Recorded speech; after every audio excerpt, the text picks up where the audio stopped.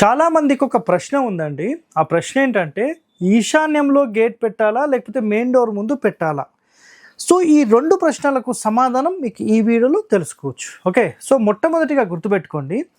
మన మొత్తం స్థలంలో అంటే వెడల్పు ఎక్కువ ఉందనుకోండి. అసలు ఇలా ఉండకూడదు. ఒకవేళ ఉంది. సో ఇప్పుడు ఏమవుతుందంటే ఈ మొత్తం స్థలానికి ఇది తూర్పు అనుకోండి. ఇది పడమర, ఇది దక్షిణం, ఇది ఉత్తరం. సో కరెక్ట్ స్థలానికి సెంటర్ నుంచి ద్వారం అనేది ఆగ్నేయం వైపు జరుగుతుంది. ఇలాంటి కండిషన్లో చాలామందికి క్వశ్చన్ ఏమొస్తుందంటే, సార్ ఇది ఆగ్నేయం వైపుకు ఉంటుంది కదా సార్ అని క్వశ్చన్ వస్తుంది. సో గుర్తుపెట్టుకోండి అండి, మన మెయిన్ డోర్కి కరెక్ట్ ఆపోజిట్లో పెట్టాలనే నియమం తీసుకున్నప్పుడు మెయిన్ డోర్ యొక్క సెంటర్ లైన్కి ఖచ్చితంగా కుడివైపు అంటే ఈశాన్యం వైపుకు జరిపి మీరు గేట్ 100% పెట్టొచ్చు. కావాలంటే ఇంకో గేట్ ఈశాన్యంలో పెట్టొచ్చు. సో ఇక్కడ కండిషన్ మీకు క్లియర్గా చూపిస్తున్నాను చూడండి.